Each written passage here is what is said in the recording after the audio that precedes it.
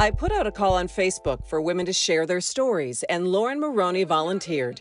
She lives in Madison Heights, is married, has a super cute 6-year-old named Jameson. This is Jameson. Hey, Jameson. How are you? She got to work from home during COVID, but her employer in August said it was time to get back to the office. With school shut down, that left Jameson in Zoom kindergarten at home. If the school's not open, I don't necessarily have somebody that can just come to my house and watch them. All our family works. So we needed we needed childcare. I was really upset that they wouldn't let us go home and work. And I felt like we're being punished because we had a kid, is how I felt. I've never been unemployed like that, where I've had to ever collect unemployment or try to collect unemployment. And I was really scared. Lauren is one of the 865,000 women who dropped out of the U.S. workforce from August to September 2020 alone. Dr. Betsey Stevenson is a labor economist at the University of Michigan.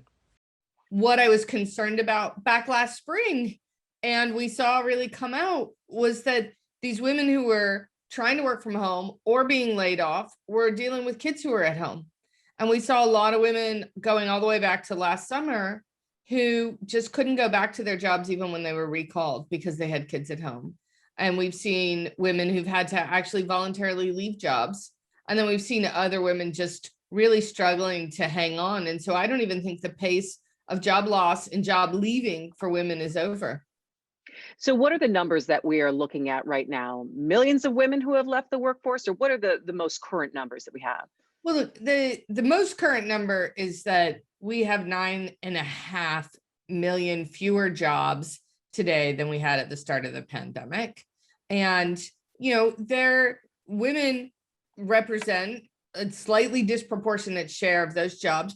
According to the U.S. Bureau of Labor and Statistics, there were 2.2 million fewer women in the workforce in October 2020 than in October 2019. Women participating in the workforce has dropped to 57%, the lowest level since 1988. Let's talk a little bit about, though, when we think about how far women had come in terms of equality in the workplace or closing the wage gap, being able to be picked for jobs up in higher management, CEOs. Well, let's start with a sort of glass half full perspective, which is that women have really been in ascendancy in the labor force. And so we went in to the pandemic with the highest labor force participation rate of women with young children ever. They had more work experience than they had had in the past, and they had more education and skills than they'd had in the past. And there's another thing that we're layering onto all of that, which is women had started to reclaim their fertility. So you have these women in their mid-40s who have more kids than the generation before them had, more work experience, and are more committed to staying in the labor force. And yet all those kids they had now have nowhere to go. They have no childcare. They have no schooling. And that has created this big national crisis that's getting so much attention. We need this attention on it because it was really at a breaking point. We can't have women have more education than men, as much work experience as men, as committed to work life as men, and households being as formed by two working adults, and have the workplace policies that we have that were designed when there was always a stay-at-home spouse. We need paid leave. We need some workplace flexibility. We really need to rethink our approach to work and family. According to the recently released 2020 Women in the Workplace study by McKinsey and leanin.org, women are feeling more exhausted, burned out, and under pressure during the pandemic. 40% of mothers, compared to 27% of fathers, have added 3 or more additional hours of caregiving a day to their schedule. And 1 in 4 women are now considering leaving the workplace or downshifting their careers.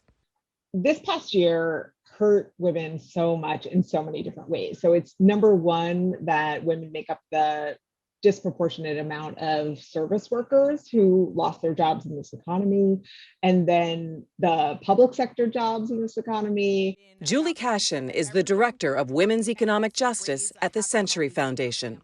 especially women of color, who are the essential workers who've been going to work every day without having childcare or school for their kids. And so women have really been struggling during this time. And the fact that we never built a care infrastructure before COVID started has really caused a lot of that problem. A study that I did with Sarah Jane Glynn from the Center for American Progress and Amanda Novello from the Century Foundation found that we're at risk of losing about $64.5 billion on aggregate of women's lost wages from women having to cut back their work hours or leaving their jobs to provide caregiving. That's about the size of the GDP of West Virginia or New Hampshire. So we will lose an entire economic activity of a state if we don't solve this problem. But when we see women maybe even going back into the workforce, they're not even probably going to be making the same amount of money that they made when they came back, or they can't go back into that same position. So basically, unequal pay means that women already were behind before this started. Women of color were behind even more. And, caregiving is a huge part of that. Discrimination in general is a huge part of that. Occupational segregation is a huge part of that. And to your point, when women come back to work, they may not be able to get back to even where they had gotten before. And that might have already started in an unequal place. So we have a lot of work to do. Here in Michigan, white women make 78 cents on the dollar compared to men. Black women make 65 cents. Latina women even less at 57 cents. Analysts say it may be 2024 before employment for women returns to pre-pandemic rates. So how do we stop job loss, shore up childcare, and get workplaces to embrace flexibility? I think this is absolutely the time that we're going to see real action. Caregiving, paid leave are really essential. And I think that this is now the moment in time when we're going to have to make those changes, because it really, what we've seen is that women are essential to our labor force. And without childcare, we don't get the women that we've trained, that we've invested in. We're not able to keep them attached to the labor force, and they're not able to make the progress in their careers that they deserve to make, given how much they've accomplished. We are already seeing some progress. So the American Rescue Plan included the $40 billion to get us to the $50 billion that childcare advocates, parents, and other experts have been calling for the last year. So this is money that will help stabilize the childcare sector. And we still then have more work to do to build back and build an actual childcare system. For Lauren, it will have to come down to changing her job to meet the needs of her family, not necessarily her career path. I think when I go back into try and go back to the workforce, what I would like to maybe do is try and maybe get a job, if I can, through the school district. So maybe that would be better to line up with like breaks and things like that. Or maybe I find a job that's a little bit more, either a permanent work from home job. So it doesn't matter if schools get shut down again, it doesn't matter. I will still be able to work from home. Maybe I have to shift what my priority is. And maybe it's not going to necessarily be about the pay scale and what you're doing, and maybe more about the hours and how conducive is this if something like this happened again, because I don't want to do this again.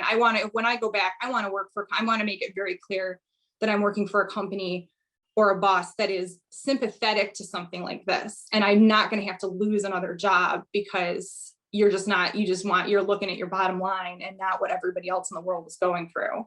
You can find more at onedetroitpbs.org or subscribe to our social media channels and sign up for our One Detroit newsletter.